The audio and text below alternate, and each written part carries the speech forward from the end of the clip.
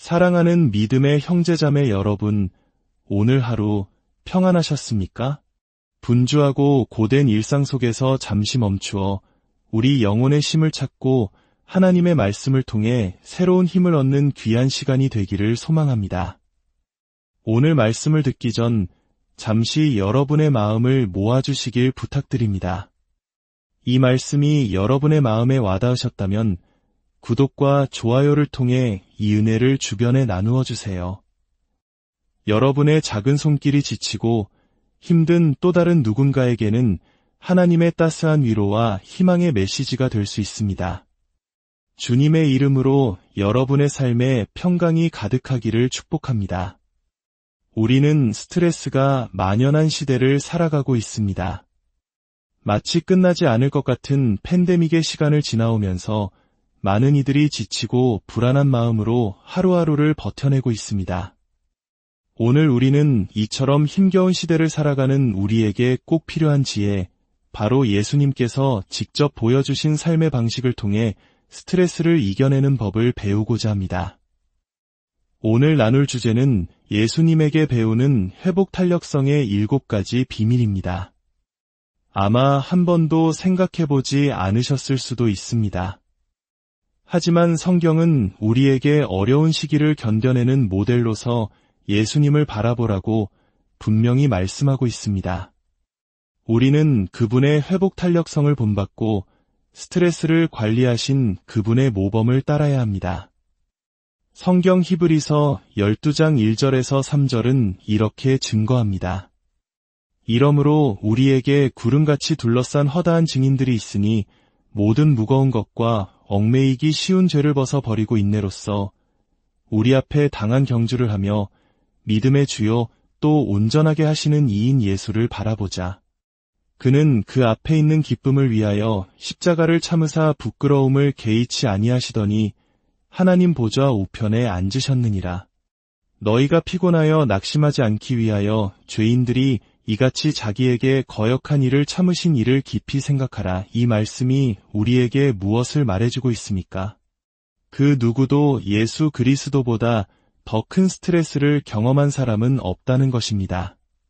그분은 엄청난 압박을 받으셨고 끊임없이 비난받으셨으며 오해에 시달리셨습니다. 그분의 삶에는 쉼없는 요구들이 쏟아졌고 사적인 시간은 거의 없었으며 심지어 사람들은 끊임없이 그분을 해치려 했습니다. 우리 중 대부분은 이런 극심한 스트레스까지는 겪지 않을 것입니다. 하지만 우리가 예수님의 삶과 사역을 들여다볼 때 그분은 놀라울 정도의 평온함 속에서 걸으셨고 생활하셨음을 발견하게 됩니다. 상황이 아무리 어려워져도 그분은 상상을 초월하는 요구들 앞에서 평정심과 회복 탄력성의 본보기가 되어주셨습니다. 이것이 바로 히브리서가 우리에게 예수님께 시선을 고정하라고 권면하는 이유입니다. 오늘 우리는 그분의 인내의 모범을 배우고 회복 탄력성의 비밀을 깨닫게 될 것입니다. 지금부터 예수님의 삶에서 발견할 수 있는 7가지 비밀을 하나씩 풀어가겠습니다. 이 말씀들이 여러분의 삶에 깊이 새겨지기를 바랍니다. 회복 탄력성의 첫 번째 비밀은 바로 하나님께서 나를 얼마나 사랑하시는지 기억하는 것입니다. 이것이 스트레스에 대한 첫 번째 해독제이자 회복 탄력성의 가장 근본적인 원리입니다. 바로 긍휼의 원리입니다. 예수님께서는 성부 하나님께서 자신을 사랑하신다는 사실에 대해 단 한순간도 의심하지 않으셨습니다. 그분은 이 사실을 거듭해서 말씀하셨습니다. 요한복음 10장 17절은 간단명료하게 선포합니다. 아버지께서 나를 사랑하신다. 하나님께서 당신을 조건 없이 넘치도록 그리고 끊임없이 사랑하신다는 사실을 알고 기억하는 것, 그리고 그 사랑이 결코 멈추지 않을 것이라는 믿음이야말로 회복력 있는 삶의 가장 단단한 기초가 됩니다. 사도 바울이 로마서에서 말했듯이 만일 하나님이 우리를 위하시면 누가 우리를 대적하리요? 하나님께서 우리를 향한 사랑을 멈추지 않으신다는 것을 알기에 우리는 어떤 역경 앞에서도 다시 일어설 수 있습니다. 물론 이렇게 생각하실 수도 있습니다. 하나님께서 예수님을 사랑하시는 건 당연하죠. 그분은 하나님의 아들이시니까요. 하지만 여러분, 예수님께서는 우리에 대해서도 똑같이 말씀하셨다는 사실을 아십니까? 요한복음 15장 9절에서 예수님은 이렇게 말씀하십니다. 아버지께서 나를 사랑하신 것 같이 나도 너희를 사랑하였으니 나의 사랑 안에 거하라. 하나님의 사랑이 여러분의 삶에 얼마나 중요한지 모릅니다. 그것은 여러분의 자존감과 안정감의 근간이 됩니다. 만약 하나님께서 당신을 항상 조건 없이 온전히 사랑하신다는 사실을 확신하지 못한다면 당신은 다른 사람들의 비판이나 인정에 쉽게 흔들리는 사람이 될 것입니다. 끊임없이 사람들의 눈치를 보고 비위를 맞추려 애쓰게 될 것입니다. 하나님께서 당신을 얼마나 사랑하실까요? 요한일서 3장 1절은 그 사랑의 크기를 이렇게 표현합니다. 보라, 아버지께서 어떠한 사랑을 우리에게 베푸사 하나님의 자녀라 일컬음을 받게 하셨는가. 우리가 그러하도다. 그렇습니다. 우리는 하나님의 자녀입니다. 회복 탄력성의 첫 번째 열쇠는 하나님은 결코 나를 향한 사랑을 멈추지 않으신다는 진리를 삶의 반석으로 삼는 것입니다. 두 번째 비밀은 내가 누구인지 기억하는 것입니다. 하나님의 무조건적인 사랑을 기억하는 것에서 더 나아가 내가 누구인지 나의 정체성을 분명히 아는 것입니다. 이것은 정체성의 원리입니다. 왜 이것이 중요할까요? 만약 당신이 진정으로 누구인지 확신하지 못한다면 당신은 주변의 압박과 문제, 그리고 다른 사람들에게 쉽게 휘둘리고 조종당하게 될 것입니다. 정체성이 혼란스러우면 스트레스에 더 취약해집니다. 특히 한국 사회처럼 끊임없이 타인과 자신을 비교하고 세상이 정해놓은 성공의 틀에 자신을 맞추려 애쓰는 문화 속에서는 더욱 그렇습니다. 나의 정체성을 하나님 안에서 찾지 못하면 세상의 기준에 맞춰 살아가게 되고 이는 결국 영혼을 갉아먹는 스트레스의 원인이 됩니다. 예수님께서는 자신의 정체성에 대해 단 한 번의 의심도 없으셨습니다. 성경에서 그분은 무려 18번이나 공개적으로 자신을 정의하셨습니다. 나는 세상의 빛이다. 나는 하나님의 아들이다. 나는 길이요 진리요 생명이다.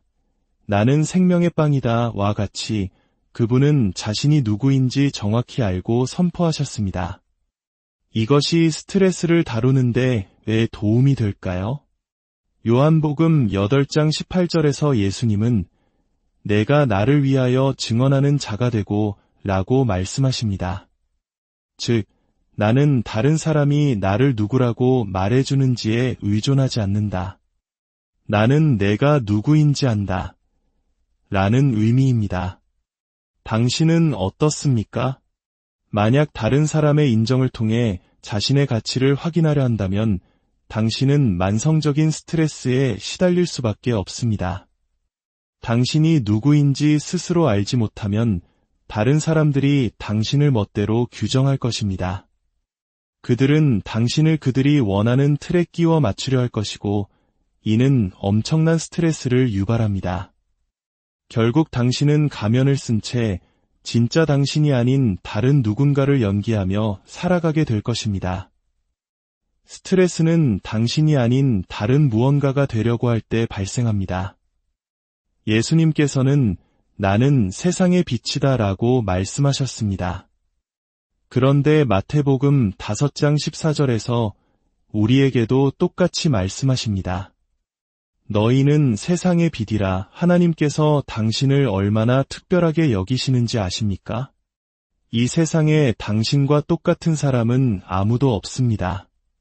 하나님은 당신을 만드실 때 그 틀을 깨뜨리셨습니다. 당신은 유일무이한 존재입니다. 그리고 당신은 하나님의 무조건적인 사랑을 받는 세상의 빛과 같은 존재임을 알아야 합니다. 세 번째 비밀은 내가 누구를 기쁘게 해드려야 하는지 아는 것입니다. 다시 말해, 누구를 위해 살고 있는지 분명히 아는 것입니다. 이것은 동기부여의 원리입니다. 무엇이 당신의 삶을 움직이는 가장 깊은 동기입니까? 만약 그것을 명확히 하지 못했다면 당신은 스트레스에 취약할 수밖에 없습니다.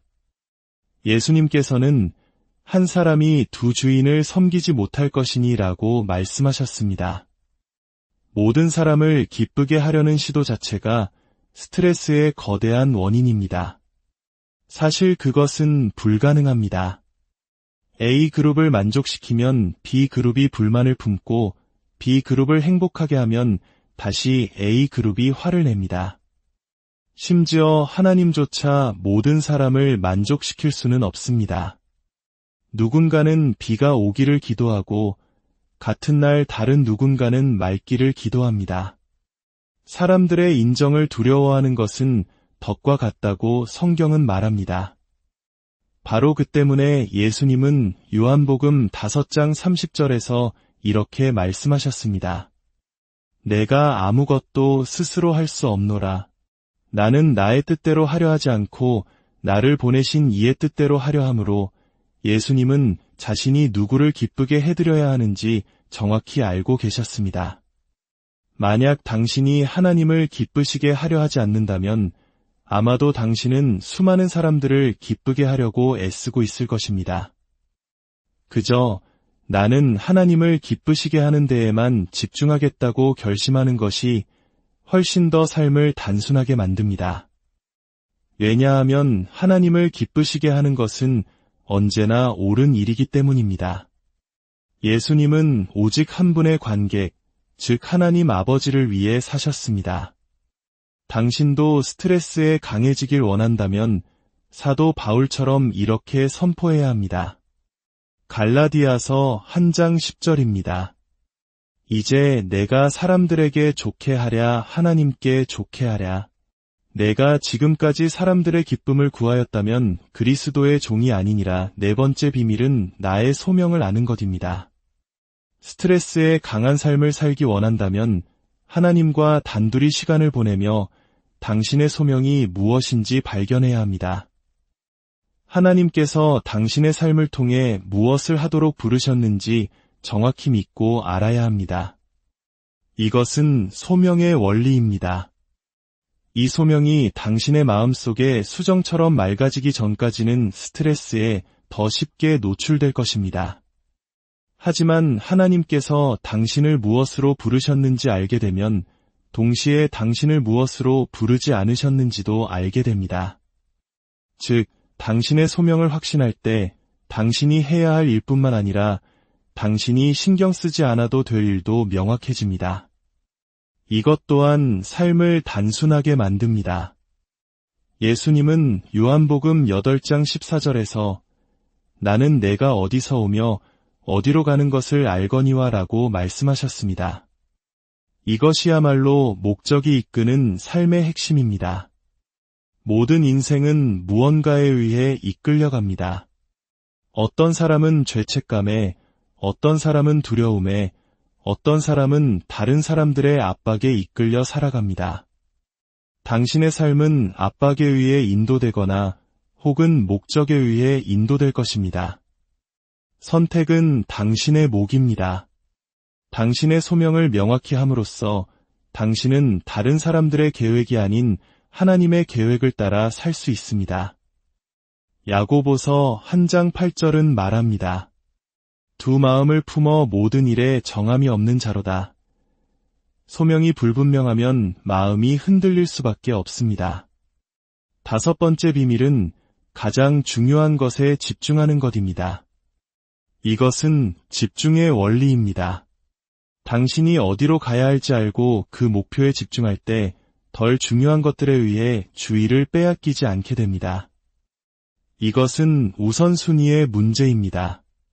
사탄이 당신을 죄짓게 만들 수 없을 때 그는 단지 너무 많은 좋은 일들로 당신을 지치게 만들 것이라는 사실을 아십니까? 당신이 해서는 안 될 좋은 일들도 많이 있습니다. 예수님은 집중의 대가셨습니다. 그분은 자신의 삶을 레이저처럼 한 곳에 집중하셨고 다른 것에 의해 방해받기를 거부하셨습니다. 누가복음 9장 51절은 이렇게 기록합니다. 예수께서 승천하실 기약이 차감해 예루살렘을 향하여 올라가기로 굳게 결심하시고 그분은 자신의 목표를 알았고 끈기 있고 단호했으며 집중하셨습니다. 사도 바울 또한 오직 한 일을 한다고 말했습니다.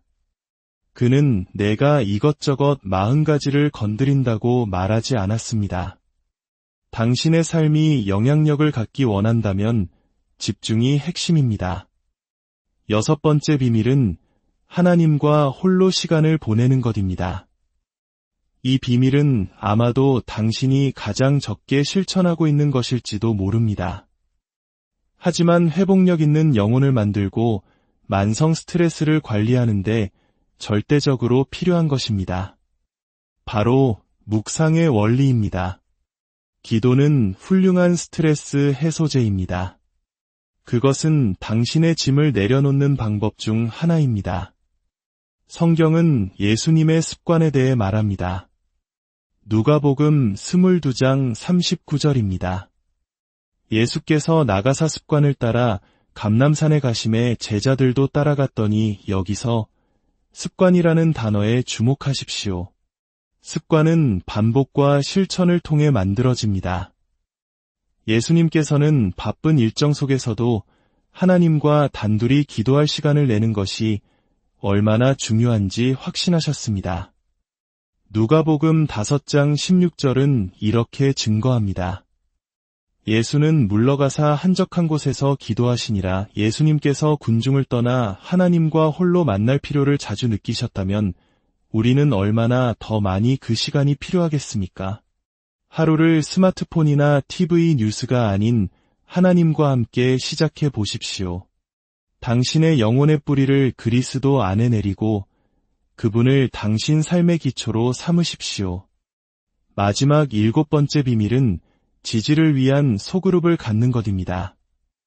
예수님께서 사역을 시작하시면서 가장 먼저 하신 일이 무엇인지 아십니까? 바로 소그룹을 만드신 것입니다.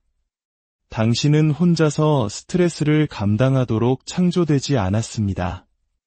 만약 누군가 일을 제대로 하고 싶으면 혼자서 하라고 말할 권리가 있었다면 그분은 바로 예수님이셨을 것입니다. 하지만 예수님조차도 지지를 위한 소그룹의 힘을 아셨습니다. 마가복음 3장 14절은 이에 12를 세우셨으니 이는 자기와 함께 있게 하시고 라고 기록합니다. 그분은 사역을 시작하기 전에 소그룹을 모으셨습니다. 우리의 스트레스 중 상당 부분은 모든 것이 나에게 달려있다고 생각할 때 생깁니다. 그렇지 않습니다. 하나님은 당신을 우주의 총지배인으로 부르지 않으셨습니다. 겟세마네 동산에서 십자가를 앞두고 예수님께서 제자들에게 하신 말씀을 기억하십니까? 내 마음이 매우 고민하여 죽게 되었으니 너희는 여기 머물러 나와 함께 깨어 있으라. 이것은 극심한 스트레스입니다.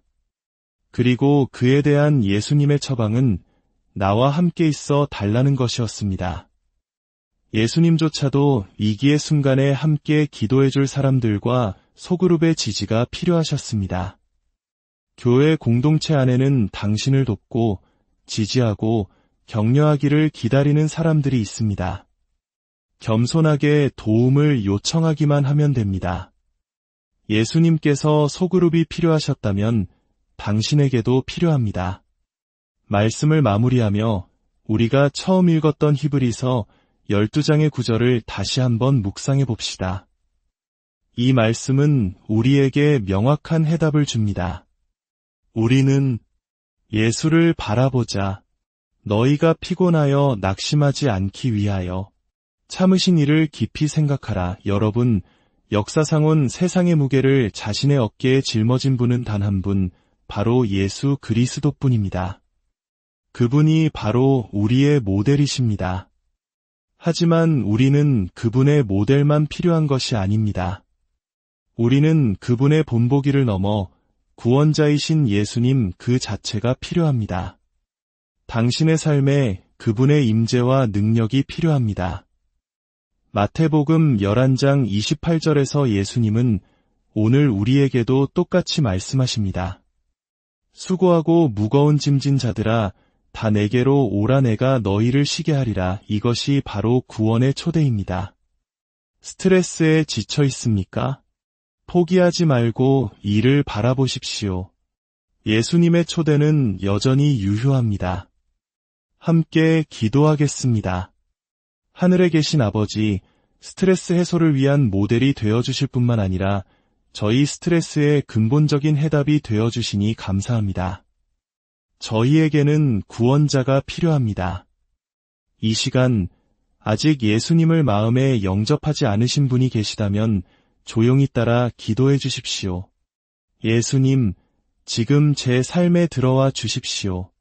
저에게는 구원자가 필요합니다. 주님의 능력과 임재와 용서와 평안이 필요합니다. 제 삶을 주님의 사랑에 엽니다. 저를 구원하여 주십시오. 예수님의 이름으로